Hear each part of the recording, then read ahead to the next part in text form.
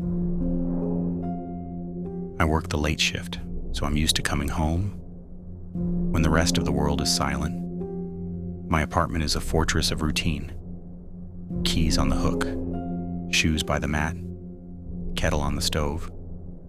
I live alone. I like the control. 2 weeks ago, the glitches started. Small things. I'd wake up and find my laptop charger plugged into a different outlet. I'd find a glass of water on the nightstand that I didn't remember pouring. I told myself it was stress, an overworked brain finally hitting a memory leak.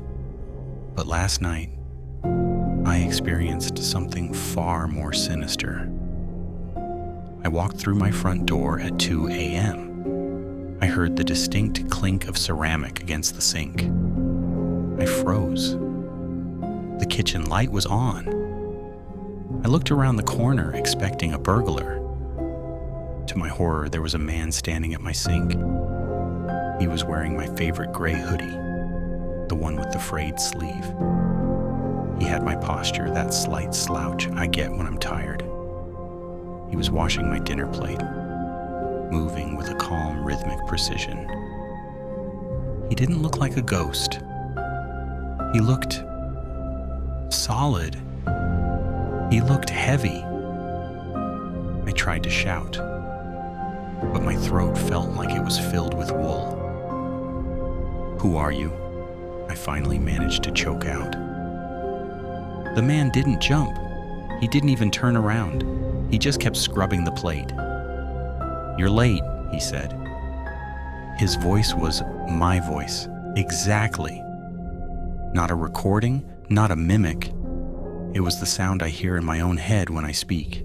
"Get out," I said, my hand trying to reach for the heavy flashlight on the hallway table. The man finally stopped scrubbing. He turned his head, not his whole body, just his neck, snapping it at an angle that looked physically painful. His face was mine, but it was off. It was like a high-resolution render that hadn't finished loading the micro-expressions. His eyes were wide and dry, as if he hadn't blinked in hours. "I can't leave," he said.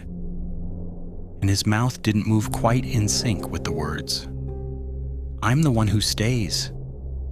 You're the one who leaves. That's the script." I lunged for the kitchen light switch, thinking if I changed the environment, the glitch would reset. I flipped it. The room stayed lit. I flipped it again. Nothing. I looked at the switch. It was in the off position, but the light was still pouring out of the bulb.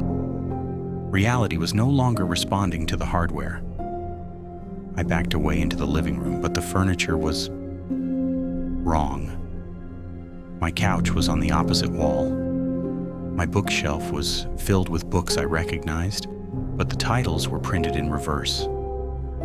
I looked back at the kitchen. The man was gone. The sink was empty. The plate was sitting on the rack, perfectly dry. I bolted for the bedroom, my heart a frantic, uneven rhythm against my ribs. I fumbled for my phone in my pocket, my thumb pressing the power button over and over, desperate for the glow of a familiar screen. Nothing. The phone stayed a flat, dead black, as if the hardware itself had simply forgotten how to function.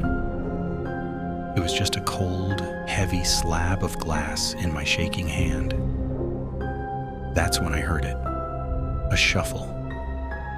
I spun around, my breath catching in my throat, and for a split second I saw him. My own gray hoodie, my own slouch. His face was inches from mine, wide-eyed, dry, and wearing an expression of calm, logical intent. He raised something heavy, my own heavy-duty flashlight, and before I could even find the air to scream, the world shattered into a blinding flash of white, followed by absolute, heavy black. I woke up in my bedroom, flat on my bed. It was still dark. My head throbbed with a dull, pulsing ache. But the room was right. The bookshelf was back on the correct wall. The titles weren't reversed. I reached for my phone. The clock displayed 4 a.m., and it buzzed instantly with a mundane notification. I let out a breath I felt like I'd been holding for a lifetime. A dream. A vivid, terrifying episode brought on by too many late nights and too much stress. It had to be.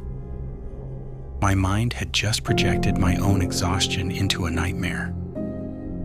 I stood up, shaking off the residual dread, and walked toward the kitchen to start my morning routine. I stopped at the doorway, my hand frozen on the frame. My dinner plate, the one I had left covered in crumbs on the table the night before, was gone. I looked at the counter. The plate was sitting perfectly in the drying rack, polished and clean. I reached out, my fingers trembling as I touched the porcelain. It was still cold. And the sink. The basin was glistening, covered in a fresh, heavy layer of water that hadn't even begun to drain.